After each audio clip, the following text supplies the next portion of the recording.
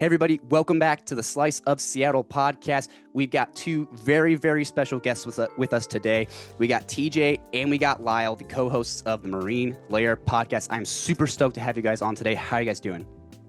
Smith, thank you for having us. I'm doing great today. Josh Naylor signed this week, so it literally can't be better. Yeah, if you're a Mariners fan this week, I don't think your answer can be anything other than awesome. But we're doing great, Smith. You do an awesome job with this thing, and it was awesome to meet you at the ballpark this past summer. And we're fired up to be on with you here today. Yeah, no, I'm with you guys. When I think I was in my kitchen, I was cooking dinner, and I checked my phone, and I saw that we signed Josh Naylor. Well, it was just that he'd agreed to the deal or something. I don't think he'd signed quite yet.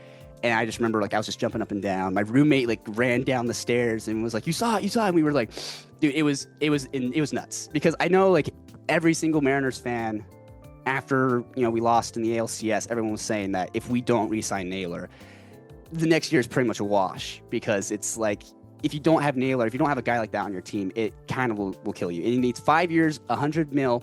So at least we have him tied down at least 4 or 5 years, which I think is pretty huge. Because to me, my initial Naylor is such an important part of this team because I think what he brings in terms of the bat tool and also just the baseball IQ is massive. Because that's why he stole so many bases last year. Was not because I think the stat was that he had the second slowest sprint speed in the MLB or something like that, yet he was stealing as many bases as he was. And that's a testament to the baseball IQ. He just knows how to time up pitchers. He understands the game at such a high level. So having that kind of guy on your roster is just massive for both building culture and helping teach some of the younger guys how to play the game. So for me, my initial reaction is this is probably one of the best moves we've made in any offseason is re-signing Naylor. Has there been any outsider ever in such a short span of time that has become as beloved and necessary as Josh Naylor in any Seattle sport ever? Seriously. Pick any of them. Anyone? Yeah, I mean, you kind of go through some of the names, right? And I'm trying to think about some of the outsiders in any Seattle sports that have come into town. Randy Arozarena's obviously played a role, which has been important, or guys like Luis Castillo at the deadline were very important back in 22. If you want to think about the Seahawks, I don't know if there's that guy over at Lumen Field over for the Seahawks. I mean, I think about Percy Harvin, but he really only played in one important game that year. I guess he played in a couple of those playoff games, but he had the one big game in the Super Bowl, and otherwise they always knew life without him for the most part. So you think about across Seattle sports, there's not really that one guy like Naylor. Bennett?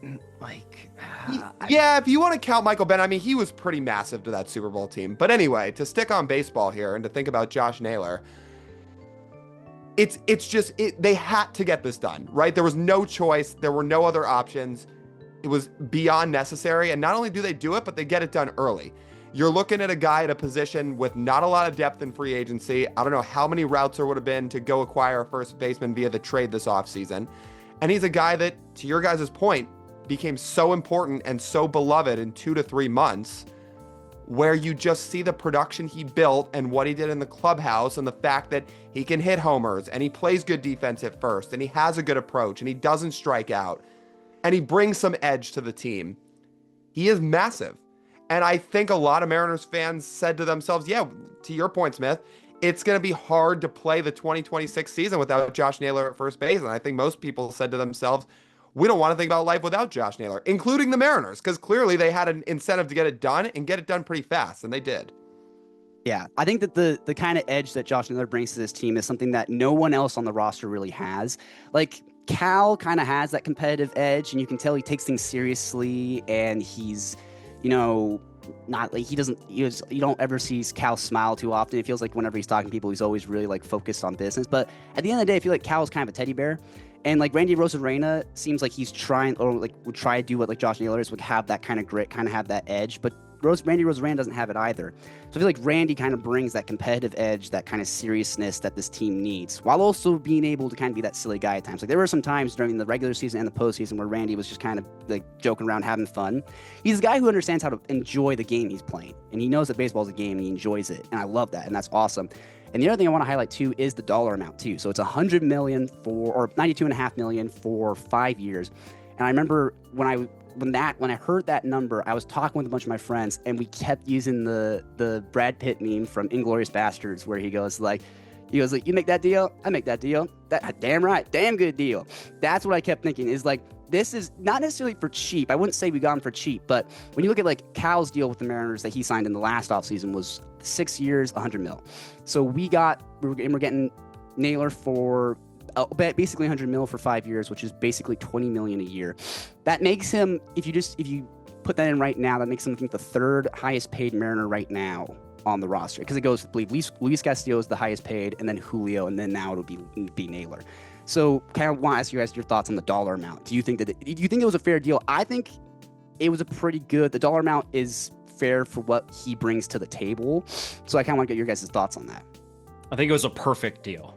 It was as perfect gets for a Mariners free agent deal.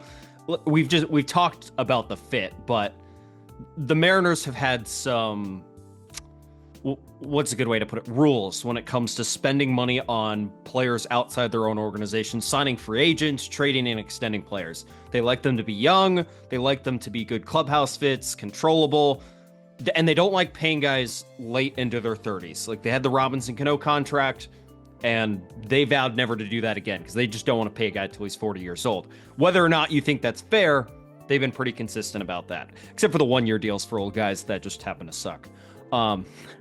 But it did work out almost perfectly for Naylor. I think of it from Naylor's side too, less so from the Mariners, because I think the Mariners had budget for this. They told us this offseason that they had budget to add a Josh Naylor contract in there, especially at this amount. The question I have is for Josh Naylor, of whether or not he could have gotten more money if he truly went out there on the open market and wanted to bid for the Mets and the Yankees and whichever other teams, maybe the Red Sox. They just DFA'd Nathaniel Lowe today on Tuesday. These teams have bigger budgets than the Mariners do. What if Josh Naylor offered up his services to them and said, hey guys, bid against each other. Maybe my number goes up a little bit more. That could have happened, but Josh Naylor decided to just stay in Seattle instead. That 5th year really did mean a lot. He wasn't probably sure he was going to get a 5th year from anybody else. Therefore, when the Mariners offered him that 5th year, made it a lot more enticing and made the dollar amount, while it's not as high as I think it could have been, it's still a pretty substantial amount, and it's about as good as he's going to get. Really quickly, I'll put you on the spot here, Smith. And I'm hoping you haven't seen the report, because TJ's listing out a bunch of teams that could have been interested in Josh Naylor's services. Mm-hmm. There was a team that nobody expected that reportedly was apparently interested in Josh Naylor and was up against the bidding, I guess if you want to call it bidding war with the Mariners. Who do you think it was? Ooh, well, because the way you're saying this, it makes it sound like it's a team that I wouldn't expect to be on that list at all. So it's the last team you would expect. Okay, because that's the thing. Like the Mets, I feel like would definitely be on there because they might be losing Pete Alonso, but they also might re-sign him at the same time. Maybe the Astros. 'Cause I'm trying to think about their first base situation. Wouldn't probably be the Astros. Think cheaper. A lot cheaper. Yeah. You want me to tell you? It's not like the Miami Marlins, is it? No, that would be the Pittsburgh Pirates. You're joking. The Pirates? I said the same thing when we saw the report this morning. Apparently, the Pirates were in on Josh Naylor. So if you're Josh Naylor and you're looking at your market and the two best offers you've gotten are the Mariners and the Pirates, and there could have been others, they just haven't been reported. If you're him, you're probably saying to yourself, yeah, I think I'm going back to Seattle. Yeah, no kidding. It's like when Shohei was a free agent, everyone's like, "Oh, come to Seattle. Like Seattle should be on the bidding war." I'm just like, "No, we shouldn't. We have no." Well, they should have. He should have. Yeah. But it's like one of those things where it's like we have no chance of ever getting Shohei. Like maybe he doesn't. Maybe he doesn't take the deal, or maybe the Mariners don't offer him $700 million because, frankly, it's a very large number. But they should have tried. Yeah, they should. That one's different. I think it's the equivalent of if Shohei had signed with the Rays in free agency. Yeah. No, definitely. The Pirates, though, I'm interested to see what they do with Paul Skeens. Isn't he a free agent this year as well? No. Nah, he's got a while. No. He's got like 5 years left. Yeah. There are talks about them potentially trading him, but I think we're 3 years away from them even thinking about trading him. Yeah. It sounds like he kind of wants to stay in Pittsburgh too. So if he were to get traded away, I think that would kind of be brutal for him, because I think probably wants to stay in Pittsburgh. Which, I mean, I feel bad for him. At the end of the day, if he wants to go somewhere where he wants to win, it would not be with the Pirates. It would be probably or get paid, because he's a $400 million pitcher and he's not getting paid that in Pittsburgh. Exactly. Yeah. No. The other thing I want to talk with you guys about is I believe Naylor getting this, 100 million, 5 years. This is kind of the first big free agent signing, I believe, of this year. And everything I've been hearing about this is that this kind of sets the tone for the market in terms of what players might be expecting to get paid. Is that the bar is now set at 5 years, 100 mil, at least for some of these guys. And the Mariners definitely have some holes, I think, mainly at third base, right? Because Gino's going to be a free agent as well. And so one of the questions I want to ask you guys is, Gino, should we and will we re-sign him to be our third baseman for next year? No and no. Because the dollar amount for Gino after hitting 49 home runs last year is more than I think the production you would get out of him based off of his aging curve. The last time they got rid of Gino, they traded him away, they were trying to hedge against him aging, and they were wrong the first time. The second time, I don't think they would be quite as wrong.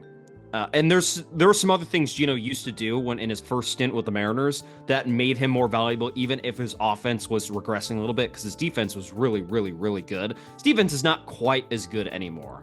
So because of that, because the Mariners' top prospect in their entire system is an infielder who should see the field within the first half of the season this year, doesn't make as much sense to spend that remaining budget on third base. I'd rather spend it elsewhere. Yeah, Ryan Divish talked about this a little bit the other day. He was on Seattle Sports on the radio, and he said if he were the Mariners, he said he would offer Gino a 1-year deal for anywhere from $8 to $10 million, because Divish was talking about, look, you can't go wrong with a 1-year contract. If you have to get out of it, you can get out of it, and you could let the guy go if it really wasn't working. But he basically said, it just doesn't make a lot of financial sense to commit some significant dollars to him, especially when there are probably other places that could be better used. And when you have Colt Emerson coming through the system, who, look, long-term is going to be a shortstop. For 2026, if you're expecting him to contribute, and by all accounts the Mariners are, at least at some point, he's probably going to play third base, because likely JP will stay at short next year. Colt Emerson will play third base, and that's the left side of your infield come, let's call it the All-Star break, if not sooner. So I think for that reason, and for the money Gino may get from somebody else, seems unlikely they bring him back. I know everybody loves him, and for good reason. He is beloved for every good reason, for what he's embodied and the vibes he brings and the culture he sets and the home runs he provided, especially in Game 5 of the ALCS. But long-term, it seems like a hard fit for the next 2 to 3 years. Yeah, the thing that bugs me with Gino is it felt like the story around the Mariners was that we kind of got catfished a little bit by Gino at the trade deadline. Because don't get me wrong, for the first half of the season with Arizona, he was a stud. He was hitting the ball really well. It was great. And then as soon as we trade for him, him and Naylor, knowing they were going to be rentals for the last half of the year, as soon as Gino got here, it seemed like he started to struggle again. And I think probably it's because of the Marine layer, probably because I think he's just kind of struggles to hit here a little bit, which sucks. But it's just frustrating me because I agree with you. I think what he brings, especially the good vibes and the culture that he brings to the team, you get that with Naylor. Maybe not necessarily good vibes, but just the culture that he brings, a winning culture that is competitive, that's gritty. I'd rather have that than good vibes only. Love Gino. Again, I love Gino. He's been great for us at times, and he's come up big in moments, especially in the playoffs when he had the Grand Slam, Game 5 of the LCS, I think that was. He's come up big for us, but I'm 100% agree with you. I don't think he's going to be worth what we would have to pay him, and I agree with you. I would rather let another team take that bet on him, and if it works out for them like it did with the Diamondbacks, that's great, good for them. But I just don't want to. I don't want to make that bet with Seattle's money, because chances are that bet's not going to hit. I still don't blame the Mariners for getting him at the deadline. Like, the price they gave up for him was very, very, very reasonable. He did let you down a little bit offensively, but like for a short-term rental price that you paid for it, it's worth the risk, I think, every time. Yeah, and he still imposed fear into opposing pitchers into opposing defenses. It just made your lineup much longer with the at least threat of Geno Suarez being in the lineup and knowing he can take one out of the yard, which he did a couple times in the playoffs. It was just a lot different of a look for every good reason than having Ben Williamson in there. And Ben Williamson long-term may figure out his offensive game a little bit more and provide a little more at the plate. But for last year, they just needed that upgrade. Yeah, I love Ben Williamson. He would just play lockdown defense, but then it was just like single or bust. It was either he just like hits a little bloop single into the outfield or he strikes out. And so it was like, well, that kind of sucks. But yeah, the other thing I want to talk to with you guys about is, so Naylor is our first big free agent signing this year, but there are a lot of big names in free agency this year. So I got a couple lined up that might be potential fits for the Mariners. And I'm going to bring up their names. And I want to ask you guys, what would be your letter grade if the Mariners were to sign that player? So I'm going to kick it off with a name that I think a lot of Mariners players, a lot of Mariners fans wouldn't like to see in a Mariners jersey because of who he played for in the past. But you guys have mentioned this before that you guys would want to see him in a Mariners jersey, I believe. Let's start with Alex Bregman. A+. Yeah, for anybody listening that's going to say, I don't want Alex Bregman because he once upon a time played for the Houston Astros, I can't get behind that as valid logic. I just can't. Because ultimately what fans want above everything else for every good reason is to see the Seattle Mariners win the World Series. If you sign Alex Bregman, you are taking a massive step towards doing that. He's the best third baseman on the market by far. He provides edge like Naylor does. He can hit the ball out of the yard. He hits doubles. He plays good defense. He doesn't strike out. He draws his walks. I mean, he is a really, really good player.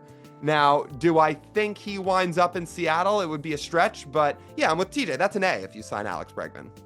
Yeah, because the question is too about his value. Like, what's the asking price going to be? Last year with the Red Sox, his deal was 3 years, 120 million, which is 40 million a year. Which would, if you just plop that, if we just match that deal and plopped him in, he'd be the highest paid Mariner right now on the roster. He'd be the highest paid Mariner of all time. Yeah, per year. Yeah, exactly. So.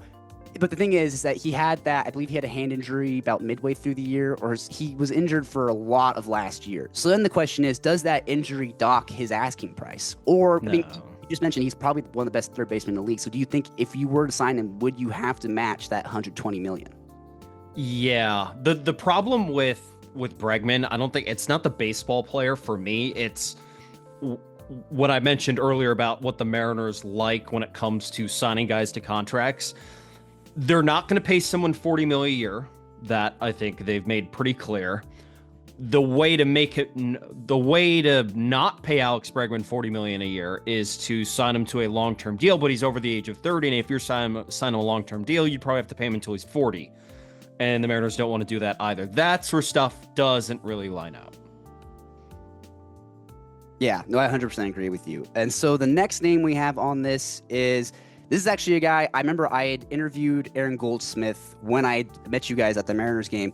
I talked with Aaron Goldsmith, I interviewed him, and one of the questions I'd asked him is, if you had like all the money in the world, if you were the Yankees or the Dodgers of the world and you could sign any player in Major League Baseball to the Mariners, who would it be?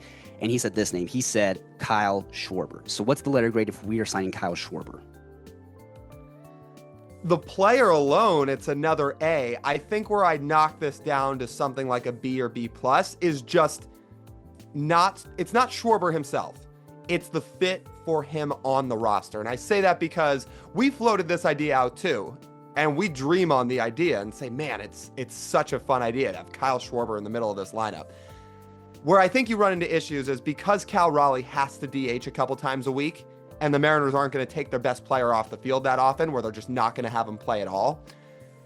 It's hard to fathom the idea that they would sign a full-time DH for somewhere between $25 to $30 million a year to just DH. And so for that reason, I think the fit, I'm going to give it more like a B, even though the player himself is an A. Because Kyle Schwarber, without a superstar catcher on your roster who needs to be in the lineup every day, be great. With the Mariners and Cal Raleigh, it's a tough fit. And you also factor in, what if you re-sign Jorge Polanco, or you want to give Josh Naylor days at DH? There's one thing I don't want to see, it's Kyle Schwarber playing the field.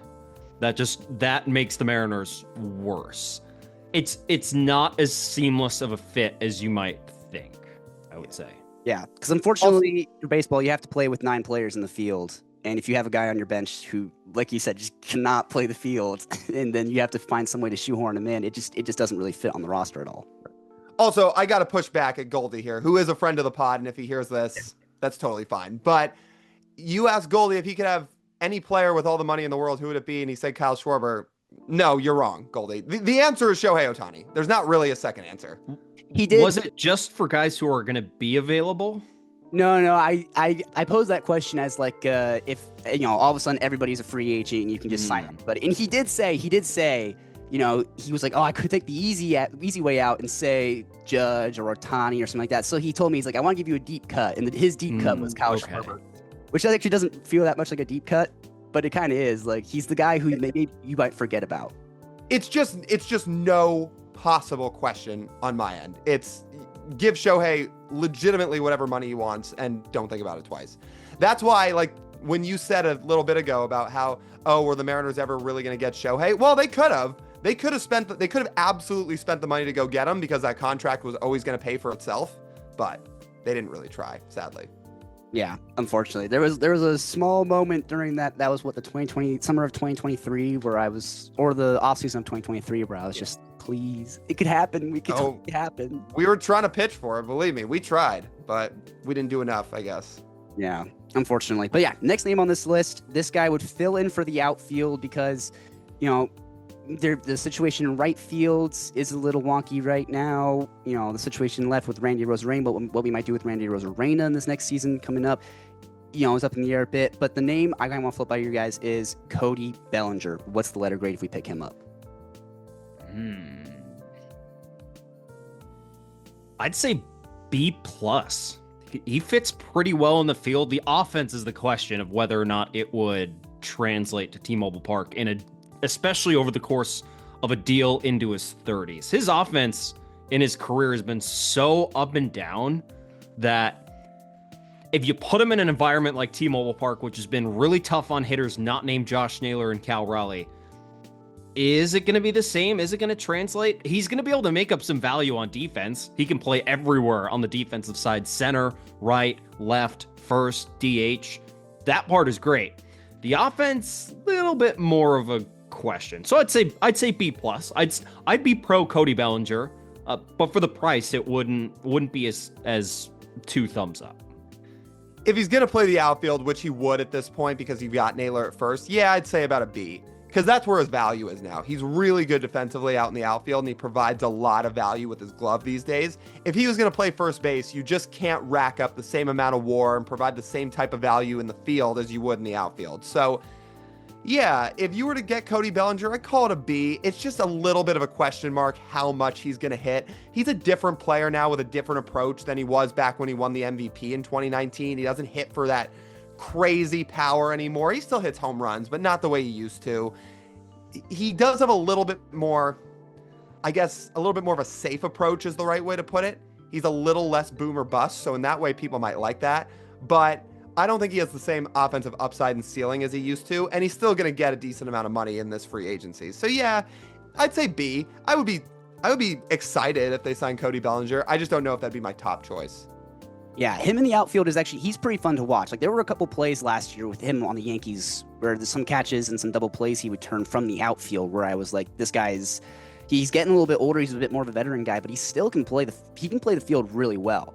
So, but then also the thing is, like you said, like he had a pretty good year last year at the plate for the Yankees. I think he had 29 home runs. I don't know what his batting average was, but he had a good year. He was hitting the ball really well.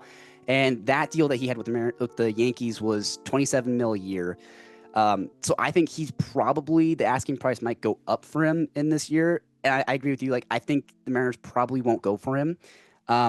He probably is going to be able to sign with somebody else and probably make a pretty good amount of money, probably more than that $27 million a year. So I think I would love to have him in the outfields, but I do think that he's just probably not someone I think the Mariners are definitely going to go after this offseason at all. Yeah. Mm-hmm. But he feels like a player to just stay in New York with either team. Yeah, but it seems like, from what I kind of heard from him, or not from Cody Bellinger, but like around him, is that he doesn't seem like he's gonna stay with the Yankees.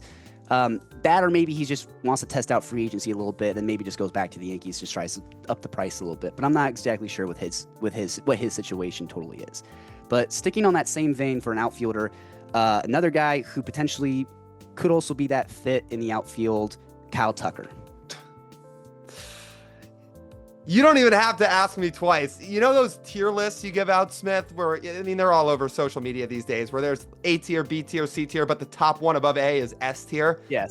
That's the Kyle Tucker grade, is S. Nice. S tier. You can pay him what you want him. You can pay whatever he wants. You put him in the lineup. He's going to absolutely ball out. He has been a favor of this podcast for years. We've been clamoring for him to be here and sign for years or be traded here for years. So yeah, they signed Kyle Tucker. It's an S or A++++ if you want to put it like that. And I'll just mic drop. He would fit really well in right field. And the Mariners' right field has not been the most stable position in the world. Dom Canzone had a really nice couple of months this last year. But if you have the ability to add Kyle Tucker, it really helps offset the other players that they tried trotting out there that were truly atrocious last year. It really would. He would be very expensive, but it would be an A+. Yeah, I think he would work perfectly out in right field. That way you don't have to platoon, Victor Robles and Dominic Canzone anymore, which is like, love Victor Robles, love Dominic Canzone, but we need someone in that right field spot who maybe can just produce a little bit more consistently than they can. And the other thing, too, is I believe Kyle Tucker had a hand injury about midway through the year with the Cubs. He was getting $16 million a year with Chicago.